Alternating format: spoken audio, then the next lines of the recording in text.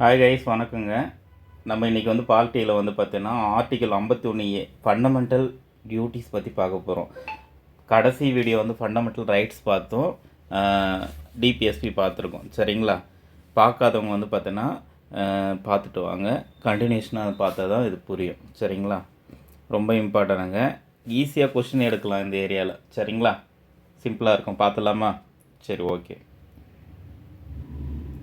அடிப்படை கடமைகள் fundamental duties இந்திய அரசியலமைப்பு வந்தபோது ஜனவரி 26, 1950 பார்த்தீங்கன்னா அடிப்படை கடமைகளேன்றதே கிடையவே கிடையாதுங்க. சரிங்களா? அடிப்படை உரிமைகள் இருந்தது, ஆனால் கடமைகள் இல்லை. கடமைகள் இணைக்கப்பட வேண்டும் என்றது உணர்வும் இல்லை. சரிங்களா? 1950 6 வருடங்களுக்கு பின்னர் 6 வருடங்களுக்கு 26 வருஷத்துக்கு பின்னாடி பார்த்தீங்கன்னா அடிப்படை கடமைகள் சேர்க்கப்படுது. சரிங்களா? இது அடிப்படை கடமை யார்கிட்டேருந்து பாரோ பண்ணாங்கன்னா சோவியத் ரஷ்யா இருக்குல்ல, யுஎஸ்எஸ்ஆர், அங்கேருந்து எடுத்தது தான். சரிங்களா? அதில் அரசியலமைப்பில் பார்ட்டில் 4 ஏவும் ஆர்டிகல் 51A அடிப்படை கடமைகள் பற்றி பேசுது. சரிங்களா? அடிப்படை கடமைகளுடைய பட்டியல் பற்றி பார்த்தலாம். இதுலேருந்து கொஸ்டின் கேட்குறான். சரிங்களா?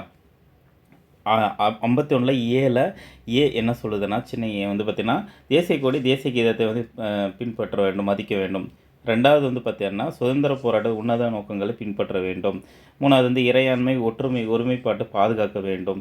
நாட்டுக்கு பாதுகாப்பு தேவைப்பட்டால் தேசிய சேவை போர் செய்யறதுக்கு நம்ம போகணும் அப்படின்றது ஆர்டிக்கல் பார்த்திங்கன்னா கடமைகள்லாம் சொல்லுது. சரிங்க? சகோதரத்துவம் வளர்த்த பெண்கள் கண்ணியும் பாதுகாக்கிறது பற்றி சொல்லுறாங்க. கலாச்சாரத்தை பாரம்பரியத்தை பாதுகாக்க வேண்டும் சொல்லியிருக்காங்க. இயற்கை சூழலை மேம்படுத்த வேண்டும் சொல்லியிருக்காங்க. இந்த கொஷின் கேட்டிருக்காங்க. அறிவியல் மனப்பான்மை சொல்கிறது 51A சரிங்களா?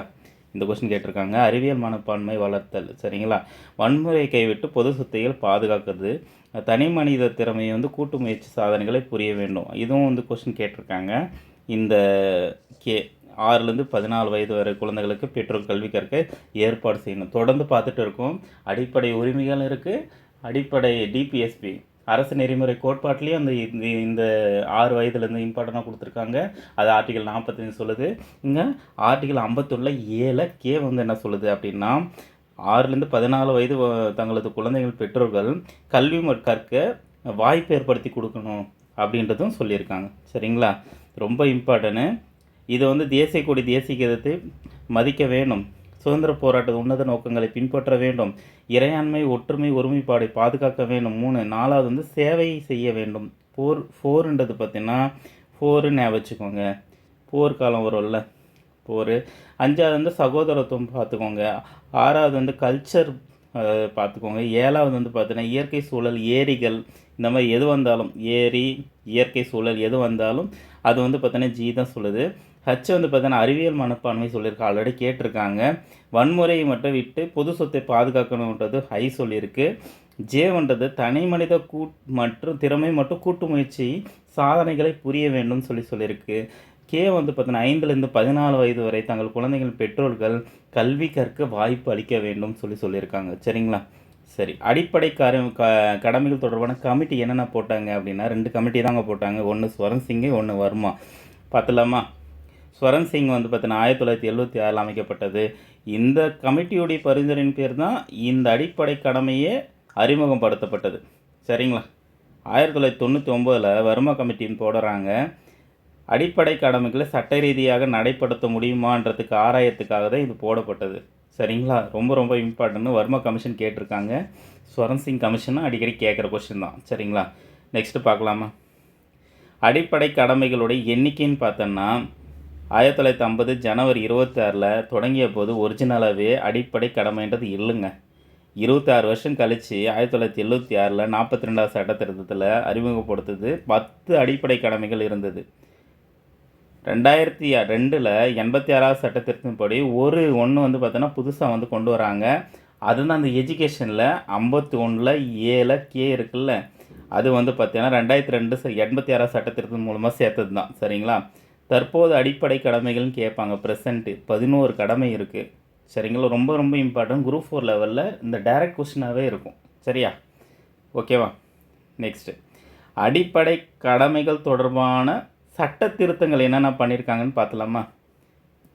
ஓகே. 42வது சட்ட திருத்தம் வந்து பார்த்தீங்கன்னா 1976ல் இந்த 14(4)ஏ பார்ட்டு சேர்க்கப்பட்டதே இந்த 42வது சட்ட திருத்தம் தான். அதுலேருந்து 51A ஆர்டிக்கல்ன்றது புதிய விதியும் சேர்க்கப்பட்டது. சரிங்களா? அறிமுகப்படுத்தப்பட்ட சட்ட திருத்தமே வந்து 42. இது மினி கான்ஸ்டியூஷன் தெரியும் ஆல்ரெடி. நிறைய இது அமெண்ட்மெண்ட் பண்ணதால் இது மினி கான்ஸ்டியூஷன் சொல்கிறாங்க. 42வது அரசியலமைப்பு இது நிறைய முறை கேட்டிருக்காங்க. அடுத்து 86 2002 86வது அரசியலமைப்பு திருத்தப்படி 2002 உருவாக்கப்பட்டது. அந்த 51 கீ என்ற புதிய விதி சேர்க்கப்பட்டது. இதில் வந்து 6லேருந்து 14 வயது வரை குழந்தைகளுக்கு கல்வி கற்பு வாய்ப்புகளை பெற்றோர் மற்றும் காப்பாளர் வந்து ஏற்படுத்தி அவர்களுடைய கடமைகளை வந்து பார்த்தீங்கன்னா வலியுறுத்தப்படுகிறது அப்படின்றது சொல்லியிருக்காங்க. சரிங்களா?